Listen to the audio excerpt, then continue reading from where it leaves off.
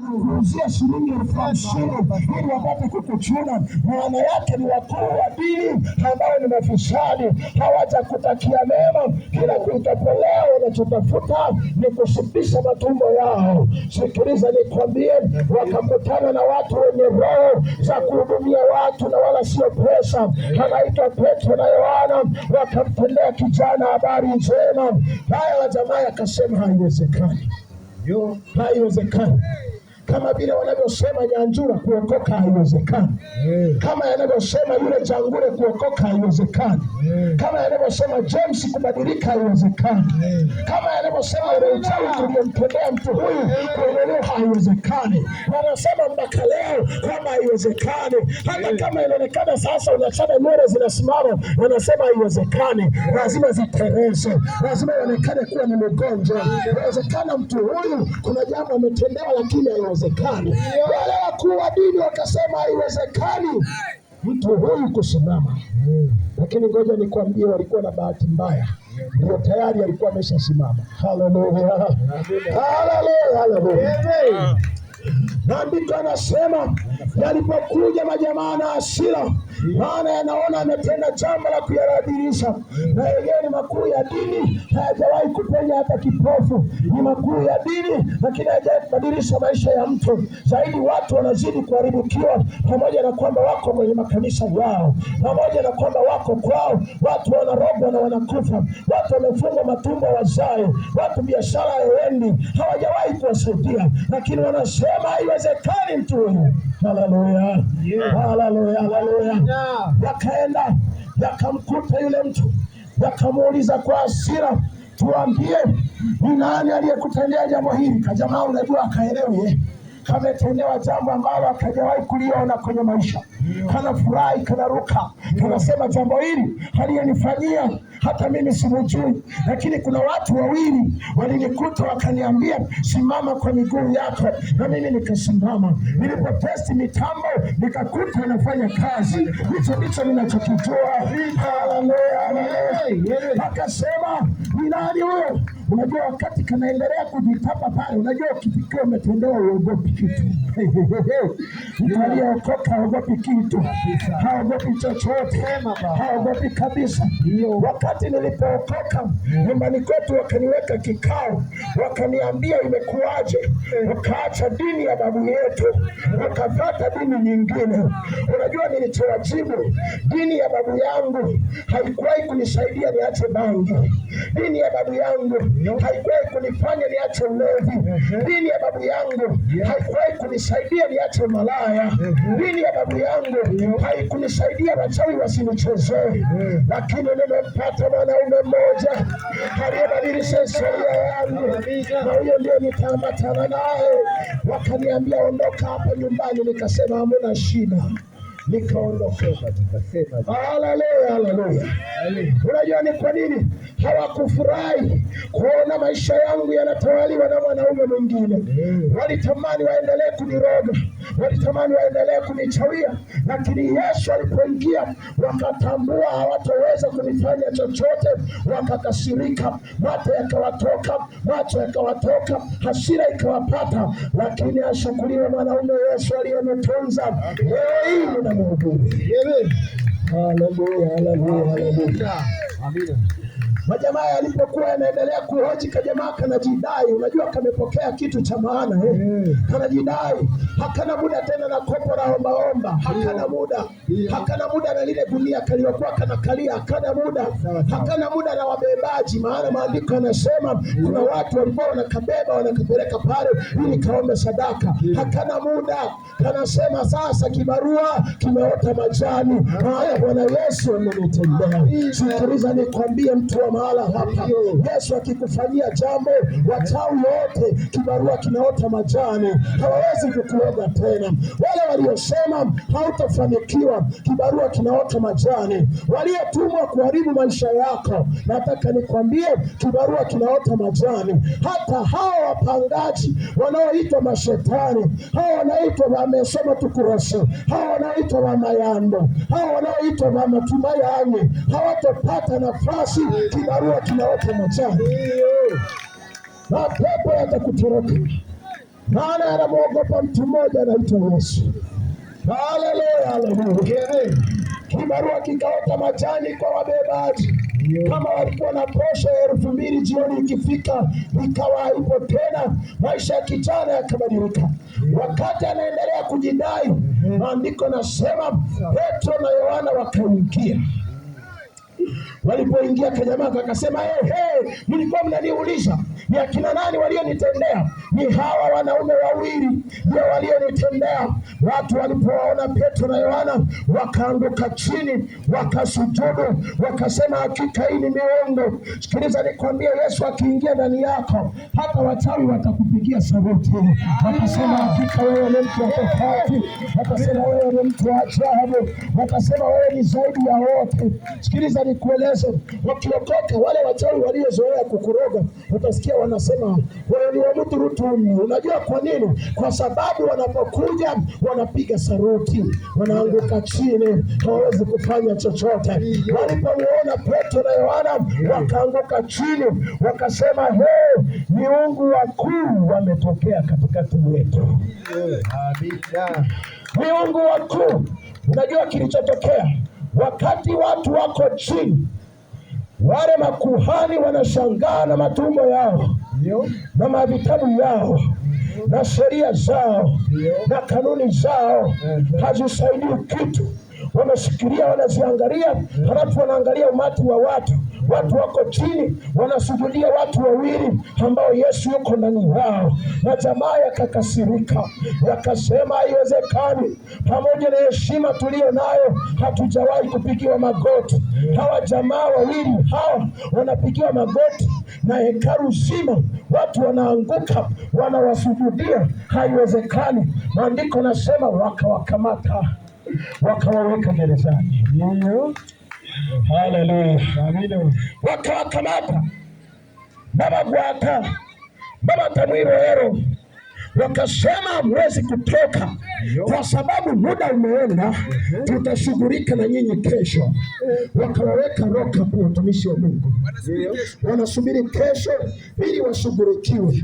Hawa watu wangelijua ni bora wangewaachia usiku, maana yaliyotokea kesho yake yalikuwa ni kivumbi kuliko yaliyotokea siku ambako kijana alipofufuliwa.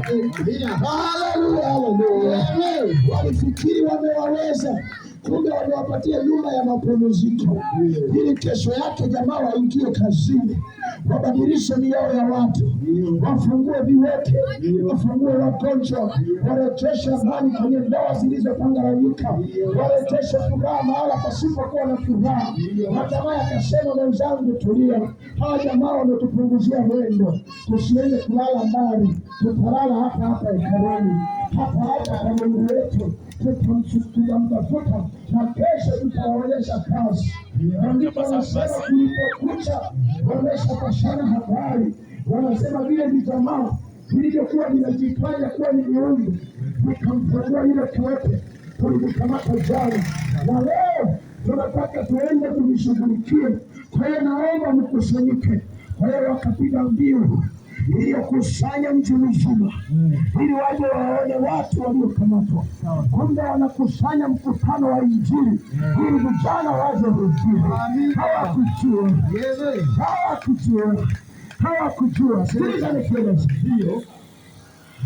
Ilipofika wakati wa kuwaleta, maandiko nasema wakawachukua, wakawaleta mbele barazani, mahali ambapo watu walikuwa wakihukumiwa kifo. Wakawasomea mashtaka yao, na kwa sababu kwa sheria za Kirumi wakati ule walikuwa waruhusiwi kumhukumu mtu yeyote bila kumsikiliza. Ikalazimika walipowasomea mashtaka, wakataka wasikie wao wanasema nini juu ya mashtaka yale. Shtaka la kwanza ilikuwa kwa nini wamemponya mtu, eti hili nalo ni shtaka. Mafisadi huwa hawana dogo. Mafisadi wanaweza kukushtaki kwa sababu ulienda uani. Mafisadi wanaweza kukushtaki kwa sababu umepata mchumba uelewi.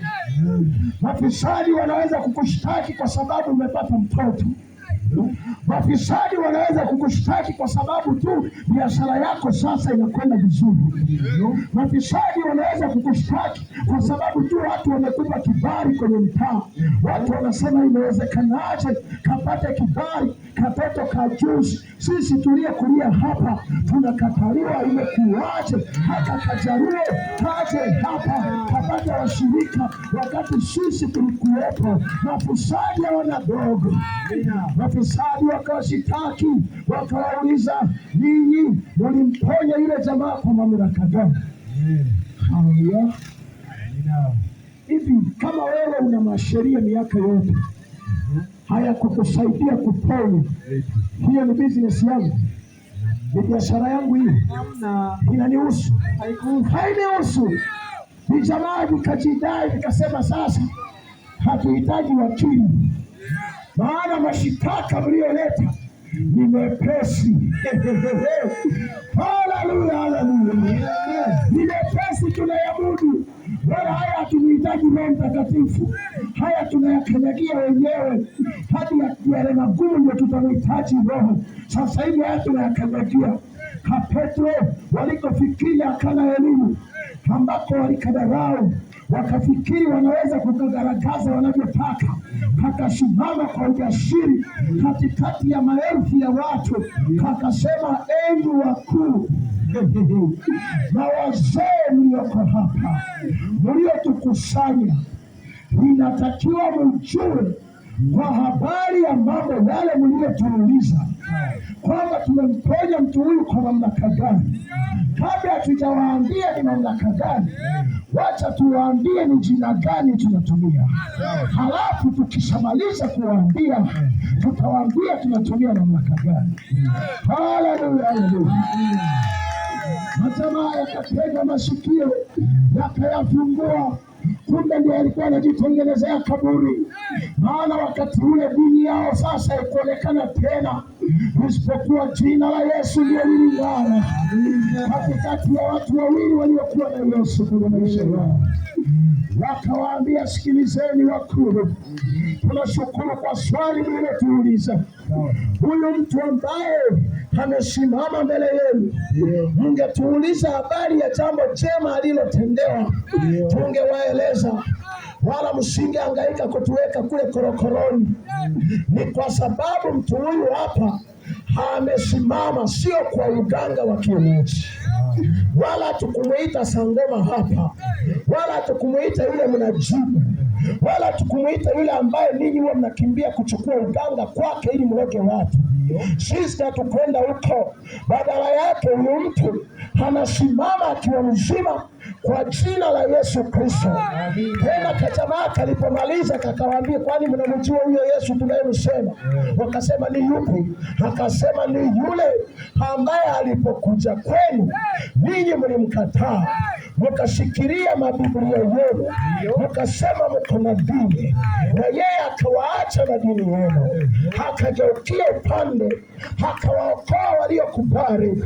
Lakini mlipoona watu wengi wanamuamini, mkamsagia meno, mkamkamata, mkamsurubisha. Haikutosha, mkamuua, mkafikiri mumemaliza, mkamweka kaburini. Alipoingia kwa kaburi, ikakaa kule jamaa siku 3 akiwa na misheni fulani. Alipoimaliza ile misheni, huyu Mungu ambaye mnasema ni Mungu wenu akamfufua yule mliyemkataa. Yesu huyo ndiye tunasema habari zake, ndiye tuliyemleta akamfungua mtu huyu. Na kwa sababu ya namna alivyofufuka, hakawa na mamlaka juu ya kifo, hakawa na mamlaka mamlaka juu ya magonjwa, akawa na mamlaka juu ya mapepo. Ni kwa jina lake kijana huyu mnayemuona hapa amesimama. Unajua ni kwa nini? Ni kwa sababu hakuna jina lingine ambalo wanadamu tulipewa, ambalo kupitia jina hilo tunapata ukombozi.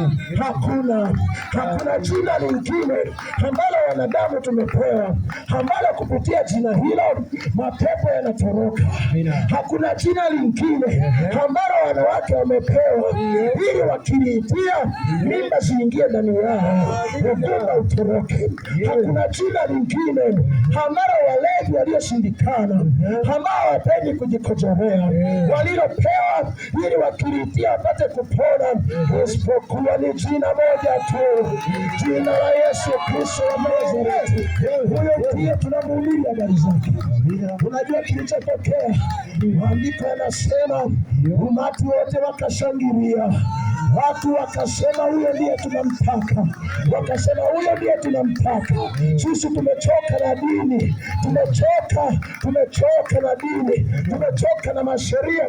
Sisi tunataka anayetenda, tunataka anayebadilisha, tunataka anayerejesha heshima, tunataka anayetufungua.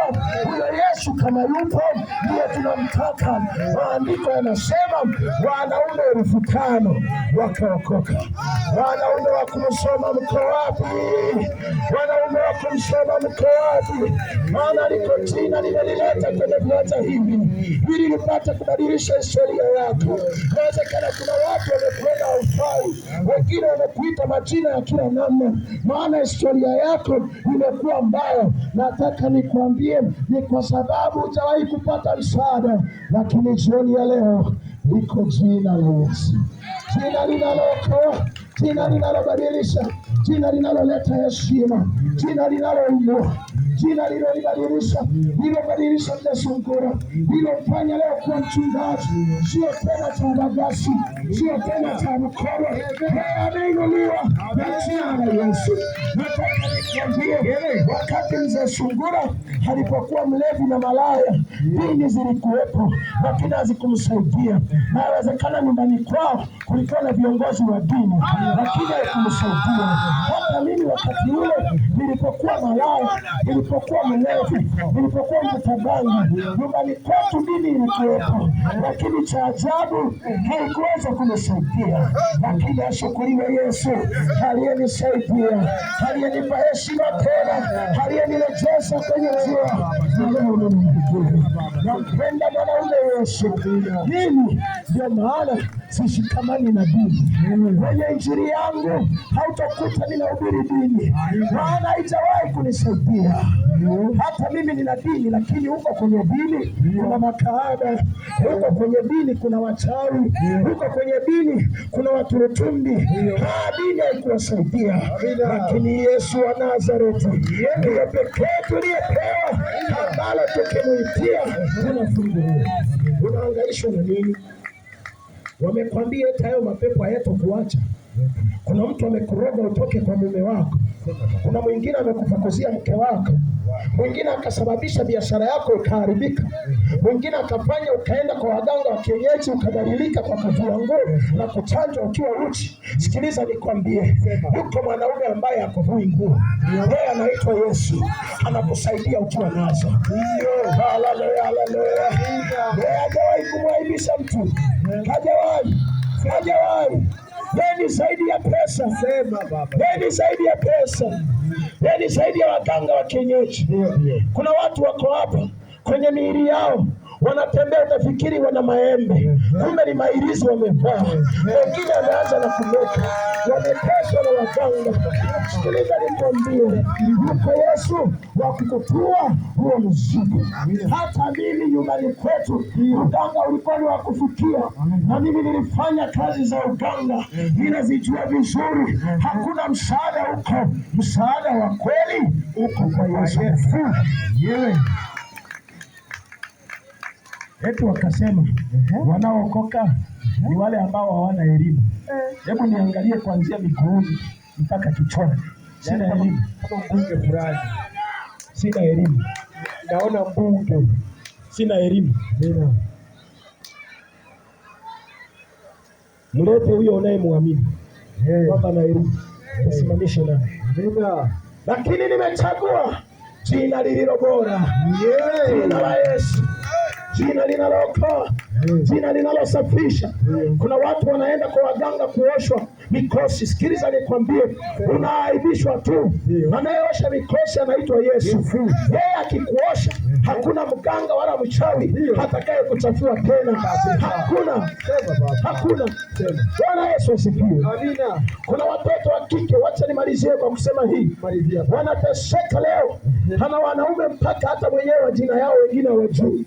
Hii ni kwa sababu anatafuta walau apate ambaye ni bora kidogo, lakini anajikuta aliyekimbilia kwa huyu ni bora yule wa jana, pamoja na kwamba yule wa jana alikuwa ni mataputapu. Anaona ngoja niachane na Hamisi, wacha nimkimbilie Juma. Anaenda kwa Juma, ndiye anakuta yaliyomo yamo. Haleluya. Amina. Umekuwa kutangatanga, umefika mahala hauna tofauti na choo cha kulipia. Dhambi ina tabia ya kuchafua maisha ya watu, kuharibu heshima za watu. Leo namkuta kwa sababu maisha yake yameharibika. Wanaume, sikiliza, wanaume nao ni waajabu. Atakuja atakuita majina mazuri, atakuita Razizi, atakuita Nyongo Mkarieini, atakuita chocolate, atakuita mpaka Colgate. Sasa hapo ndo wanaharibu. Maana Colgate kazi yake ni kusukutulia kisha unaitema. Ndio maana umetemwa kila wakati, kwa sababu wewe ni Colgate. Hapo wanawake wanasema, sasa huyu jamaa mbona ametugeukia?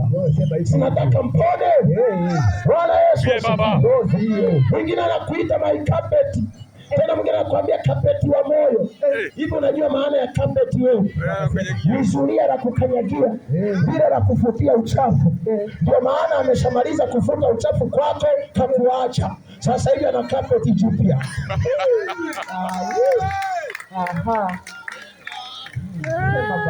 Kama uko uchungu na walikuwa wanapiga makofi, nasema hela sisi ananitaka machina mazuri. Mimi ananitaka ni kapoti wake. Kumbe ujui ni zulia. Tena yale ya vitambaa yale wanaweka hapo mlangoni, jamaa anajifutia uchafu, anaingia ndani. Zulia inabaki mlangoni. Ndio maana umeachwa, maana wewe ni zulia. Mtu hajawahi kulala na zulia kitandani, analiacha mlangoni. Na mlangoni. Haleluya. Amina. Haleluya. Wanaume nao leo sisi tumekuacha. Wanawake wanatuita buzi. Halafu na sisi tukasema hisi nimepewa kitu cha maana. Halafu mwingine anakuita tueni kiwanja chake. Unaelewa maana ya kiwanja? Kiwanja kinauzwaga wakati wowote. Bwana Yesu asifiwe. Hakija mwenye mkwanja wa kutosha na kichukua. Hata hapo ulipo, si mnaziona hizi nyumba hizi hapa. Mnaweza mkasema yule jamaa bana kajiimarisha. Lakini nikiamua nikaja na pesa, kesho mumuoni hapa na muanisha.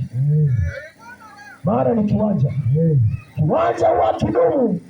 Kiwanja kinaweza kumilikiwa na watu mamilioni. Unategemeana ni nani amemzidi mwingine pesa.